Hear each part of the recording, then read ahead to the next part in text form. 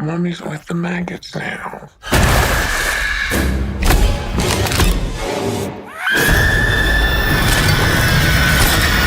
What will be, will be. I want to go ahead and get to the first big part of today's stream, and that is my review for Evil Dead Rise, chat. I guess technically it's the fifth entry in the Evil Dead franchise, at least the theatrical releases, of course, because you do have Ash versus Evil Dead, the series, and you've had books and you have comics, of course. But in terms of the movies, this is technically the fifth movie.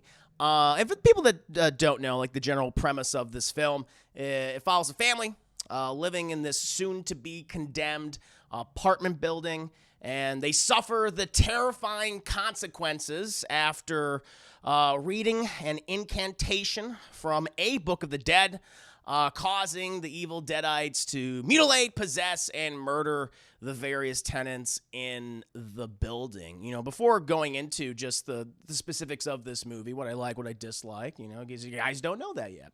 I do want to talk about just the Evil Dead franchise itself, you know, all the films and you know, the series, obviously. I'm doing audio commentaries for now. I've been an Evil Dead fan for years. I remember seeing the films when I was, you know, a very young teen, way back in the day.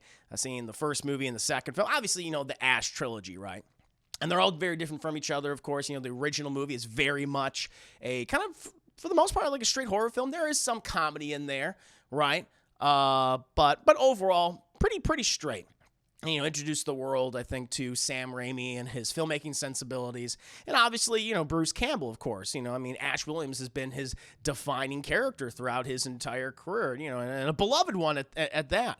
And then, of course, we had Evil Dead 2, which is kind of a sort of sequel, remake to the original film, where it, you know, continues from that, you know, same night. And this is where they really lean into the comedy. It's very slapstick. You still have the horror, you still have the blood and gore and everything, of course. And that movie, I think, has kind of set the tone of the franchise for quite some time, you know, for decades. It's often the film that people point to and say, hey, that's my favorite, right?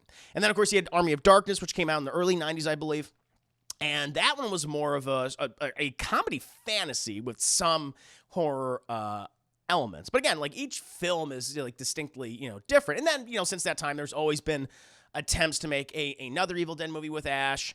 And they did books and they did comics, some of which I've read. There was an attempt back in the day to do a Ash versus Jason versus Freddy movie. But that never happened. Eventually it became a comic, which was pretty entertaining. And they've done other spin-offs of him going with Ash Williams, going after other like notable, you know, huge franchise serial killers and monsters and things. All good fun. And then later on, there was the 2013 reboot, which was very much just a reboot of the entire franchise and a remake, I guess, of the original movie. And although I like that. The production design from that film, I think the practical effects are quite good. Like, again, you know, Fede Alvarez, who was the director, he's also directed Don't Breathe, and now he's behind the upcoming Alien movie. You know, I like in terms of, like, his technical filmmaking, I think, is quite good. But when it comes to the characters, comes to the story, I think he's like the worst of the worst. I really disliked the characters in that movie, and it was just it just regurgitated. It just regurgitated the same. So many of the same scenes and moments from the first film. It's just like, this is kind of boring and dull. But I do know a lot of people love that movie, and they do consider it to be one of the greatest horror remakes of all time. I just don't feel that way. It's a very divisive film in the franchise. And I feel like because of that divisiveness, finally, Sam Raimi and Bruce Campbell and a variety of other writers and filmmakers that finally gave us the Ash vs. Evil Dead series, which is very much a continuation of technically the first three movies, though they couldn't mention certain. That's the other thing, too.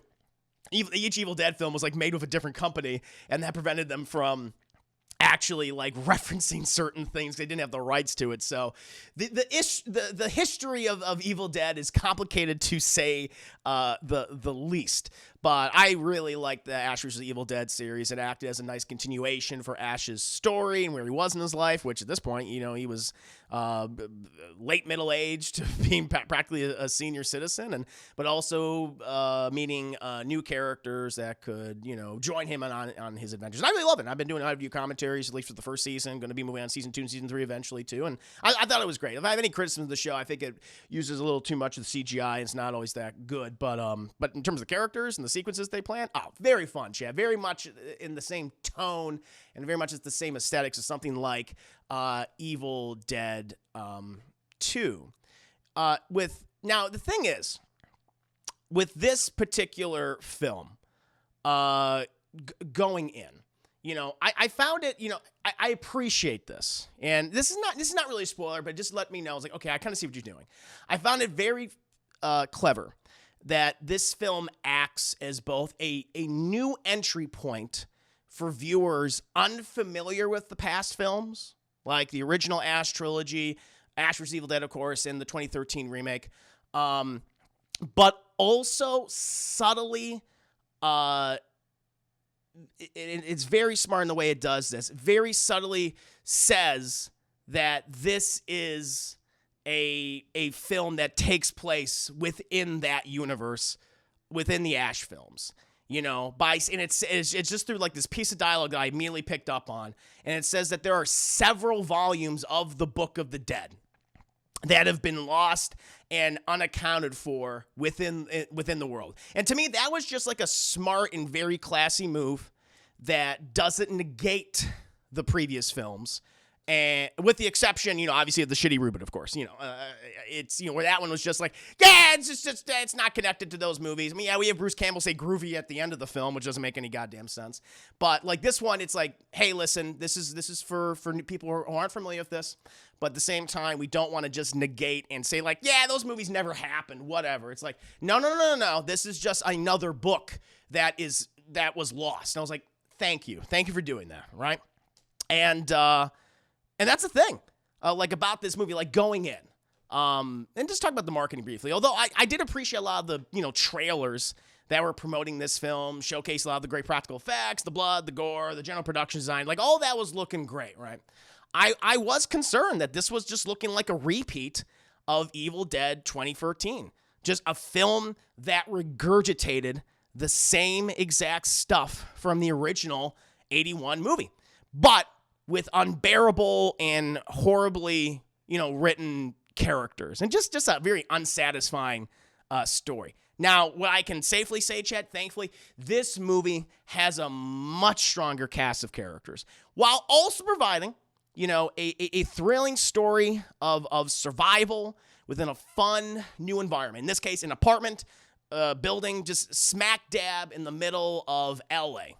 Right, in terms of the cast, we mostly focus on this family, in which the mother, Ellie, played by Elisa Sutherland, which, in case you're unfamiliar with her, she's probably best known for her supporting role in the show Vikings, which is actually quite a good series, at least what I've seen of it. I don't think I've ever finished it, but I liked a lot of it, and she was quite good. And, she's trying to raise her kids after her husband has left her, and her sister, Beth, played by Lily Sullivan, who's like this music technician, and she's visiting, and she has like a whole host of problems of her own, and all this is happening. Chat, you have this earthquake that reveals an underground vault, beneath their apartment, which contains one of the missing volumes, the Book of the Dead, and one of the kids takes it. And we get from that point on, which is all in the very beginning. Again, this is super quick. It's very well paced, chat.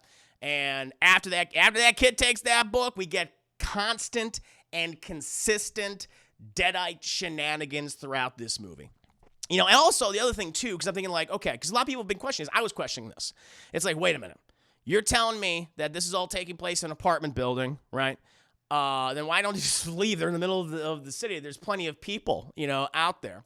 The reasons why they can't escape that they basically show off in this movie are good and they don't feel implausible. It makes sense. I was like, okay, like all the things that they were showing, why they can't use the elevator, why they can't use the stairs, you know? And it's like, why doesn't this building have fire escapes? Like they provide all that information. I was like, okay, and I was like, good. And so I didn't feel like I was questioning this constantly. Now, the thing is, though, Chad, the horror, the thrills, the blood, the gore, they just continue to build throughout the movie. But it's all perfectly told. I noticed this through Elisa Sutherland, who brings just so much personality to her Deadite persona. That's the character that we see, in all the marketing chat, and there's a reason why. Because she is absolutely fantastic. Her physical transformation is scary, it's disturbing, and sometimes, again, even funny. Like the Deadites, they're a bunch of shit talkers, but they'll do the most horrific and cruel things, possible, to their victims, just with a smile and a laugh, right? She's probably, in my opinion, the most charismatic Deadite since, I think, maybe Henrietta from Evil Dead 2, but even more so because of her personal connections, to the family. They use a great combination of makeup and practical effects and CGI with her to make her just truly grotesque. And as I said before, Chad, in terms of just, way she's speaking, she's also incredibly sassy and cruel with what she says.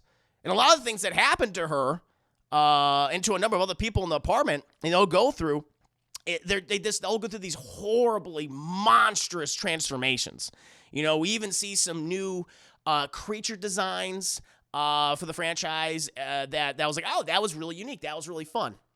And they're all like really gross, and they all come across like exceptionally, threatening. And then we kind of have like the opposite of her, because you got to have your final girl, you got to have your scream queen, if you will, the one that has to, lead the tenants, lead the family, and that character is, the character of Beth, played by Lily Sullivan. She's great. You buy her, again. There's more to her that's provided in the movie. I don't want to spoil it, but that makes her feel both very vulnerable, and you're concerned for her because of a certain thing that's going on with her. But at the same time, she has to rise. She literally has to rise to the occasion. Forgive the pun. But it's tough. She takes her bloody lumps, chap. Believe me. But no, I completely bought her as this person's like, I am not suited for this situation, but I have to get out of here. I have to try to keep these people alive. Much like, Ash Williams before her. And she does a great job. And the rest, and that's the thing. The rest of the cast is very good. Like, no one gives like a weak performance in the movie. We follow this, large family. Ellie's family. I think all the kids are very good. The teens from the youngest girl.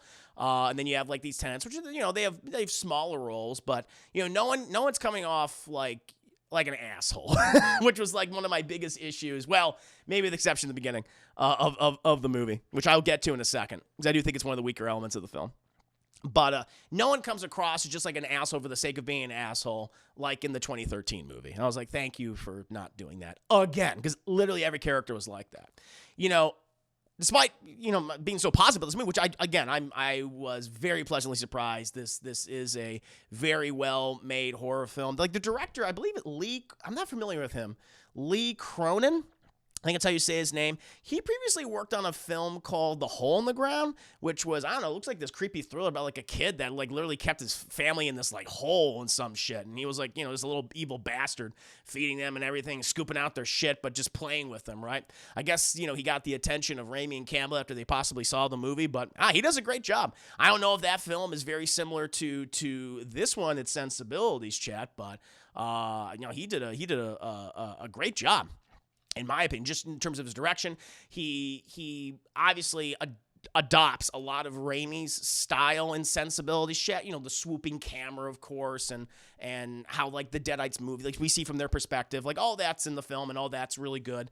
But he also adds his own things to it, where it's familiar but also distinctly different. And so I didn't feel like I was watching the same thing again. Like with the 2013 film, right? Now, listen, despite my positivity, the movie has a few frustrating scenes. I mean, they even spoiled in the trailer. I was like, all right, we're just going to get... It was smart because I knew it was coming.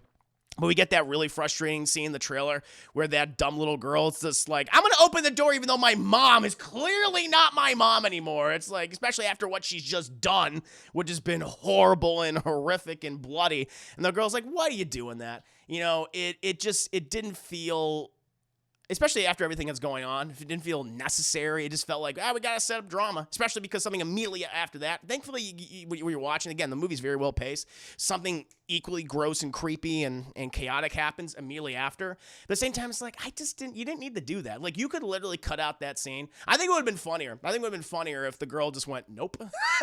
Just locked the door. Like, no, that would have been good. I think that, but like, why open the door? It's like stuff like that. That is a product of lesser supernatural ghost movies, you know? Because as you guys know, I'm not a big supernatural ghost guy. I think a lot of those movies just repeat the same exact things all the time. They're very dull. They're very boring. There are exceptions, of course. Like, you know, the Poltergeist, which I really love Poltergeist, and the others. Like, you know, there are exceptions, right? But so many of those movies just feel the same over and over and over. And I'm just like, I'm sick of this. And you have these characters make these kind of dumb decisions. And it felt like a product of that.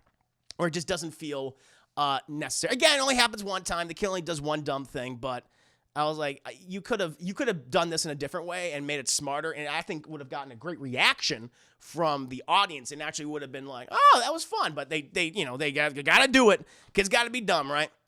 Also,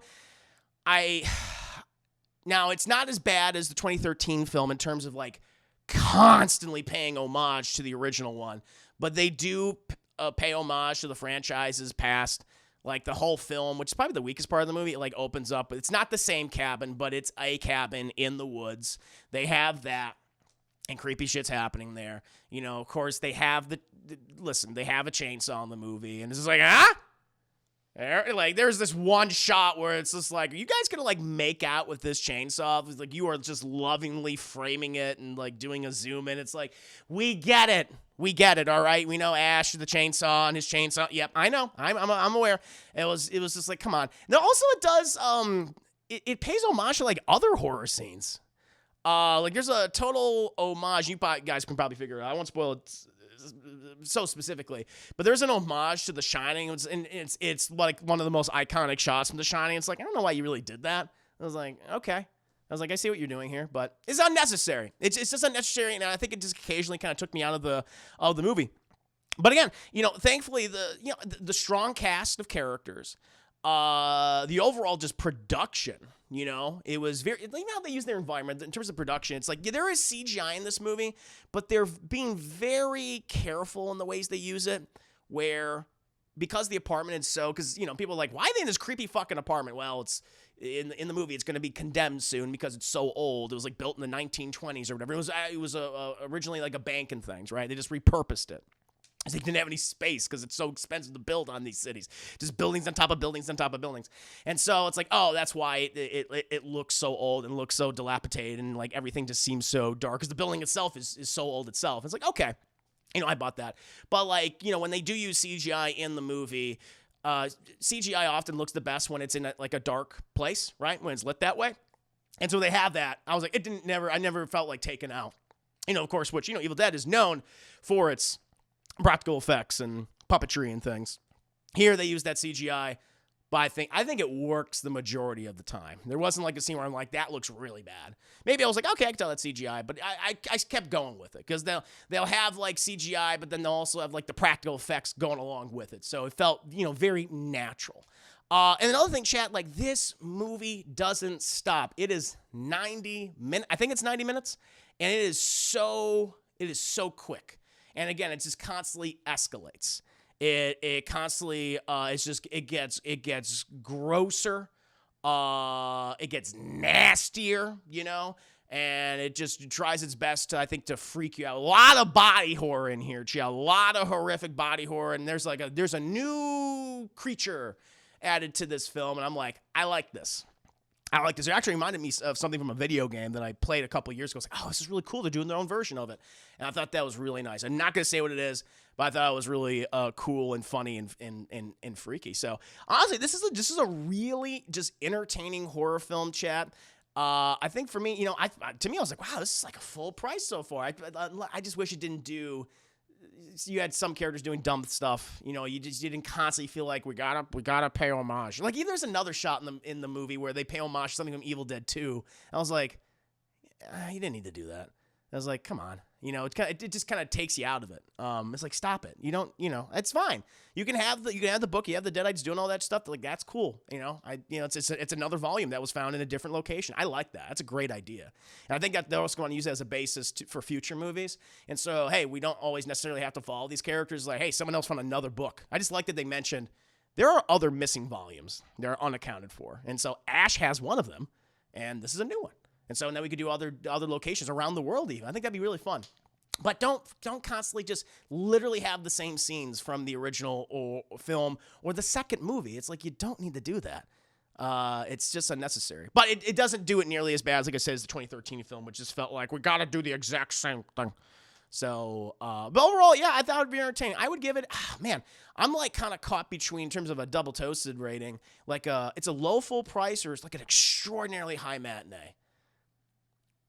Oh, man, it's hard. I don't know.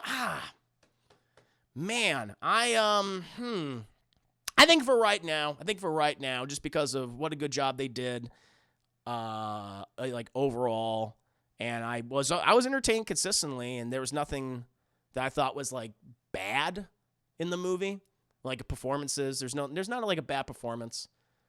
Maybe a little bit of dumb writing in one scene, and just some scenes I'm like, you could cut these or change them around. I think that'd be fine. But overall, I thought it was very good. I would give it I'm gonna stick by low full price right now, chat. So I recommend it.